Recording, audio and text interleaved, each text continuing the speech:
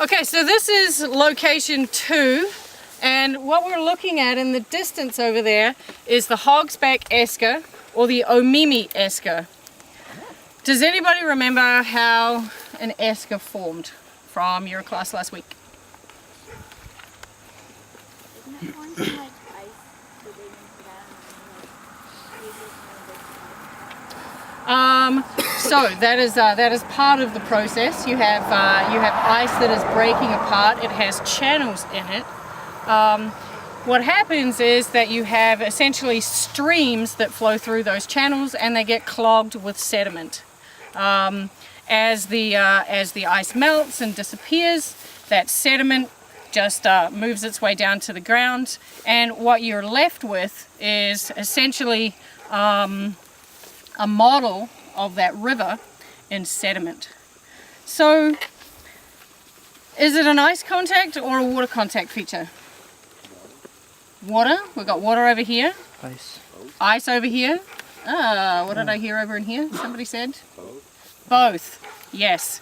So it's a water deposited ice contact feature. Now if you think about particles that are being transported in fast flowing water, do you think they're going to be angular particles, or are they going to be rounded?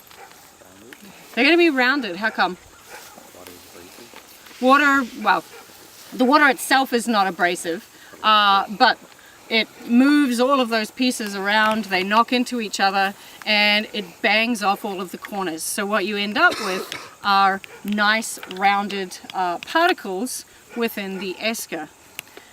Now, if you've got fast flowing water, what do you think is going to happen to the very small particles, the clays and the silts? Are they going to stay there, or are they going to go somewhere else?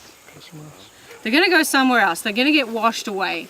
Clay and silt particles are going to end up much further downstream. They're going to get deposited in some kind of pro-glacial lake, some kind of Schomburg pond type feature. Now, if we think about whether they are well or poorly sorted, or well or poorly graded, it's kind of interesting. You get a variation in water flow in an esker, generally associated with the seasons. So even though it's an ice age, there's still temperature variation, and you get variation in flow rates during summer and winter. So if you lower the flow, are you going to get coarser or finer grained sediments deposited if you have less speed in the water? You're going to get finer grained material deposited. So what we end up with is a feature that is stratified.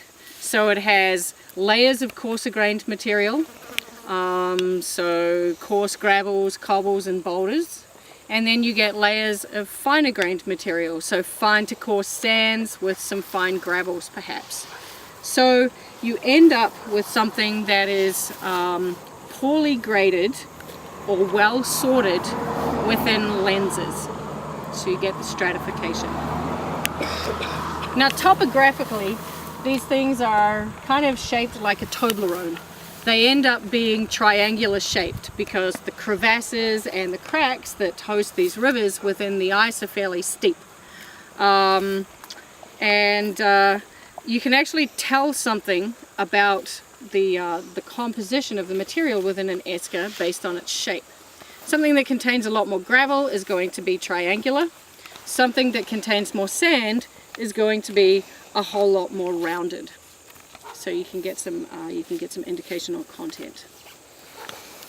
Now if we think about that rounded material, the fact that there's really no silt or clay in it, and the porosity and permeability within an esker, how do you think that particle size is going to influence the drainage? Are you going to have good internal drainage, or are you going to have poor internal drainage? What's that? Good. It's going to be really good. Water is going to hit that esker, and it is just going to flow right through it. It's not going to roll off the sides like it did with the drumlin. It's just going to wash straight through. So if we think about what that's going to do to soil profiles and how soil is going to form, do you think that's going to facilitate good soil formation, or is it going to impede it? Is it going to hamper soil formation?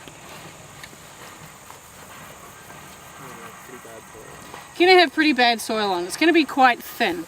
So that has implications for the vegetation that grows on the esker.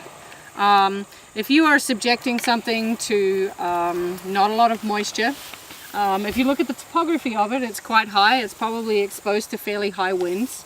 What are some of the qualities that a plant or a tree would need in order to be able to flourish on an esker? Lots of roots. What was Like that? lots of roots, like to hold it down. Yep, it's going to have 'Cause if roots it's to hold windy. it down. What was that? Someone over here? It'd be getting lots of sun too. They'll be getting lots of sun. Not great nutrients and stuff. Might have to grow pretty quickly. It's going to have to be very hardy. It has to be fairly drought tolerant because there's not a lot of moisture that's retained in the soil or the sediment. And it's going to be able to stick onto that thing because of the wind up there. So it needs to be a pretty hardy vegetation type. So what we're looking at are things like conifers, cedars, sumacs, other things that can grow on fairly well-drained soil. Oh, there's something flying over it. Birds maybe.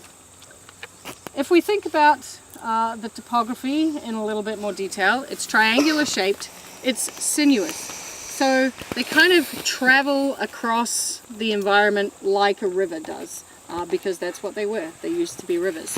So you get kind of a snake-like feature across the landscape. The Omemee esker is about 40 kilometers long, but there are much longer ones. I think there's one in Nunavut that's about 135 kilometers long. So they can range, but they're essentially narrow, steep-sided, and quite long. So one of the really interesting things about the Omemee esker, or the Hogsback esker, is that it has been involved in a land use conflict for about the last 20 to 25 years. We haven't seen any trucks this morning.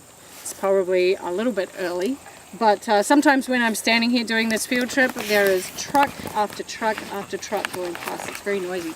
Where do you think those trucks might be going? Gravel pits, yep. So there are a lot of aggregate resources in the Omemee esker. And aggregate is a pretty significant contributor to the gross domestic product of Ontario. You know, we mine a lot of it, we use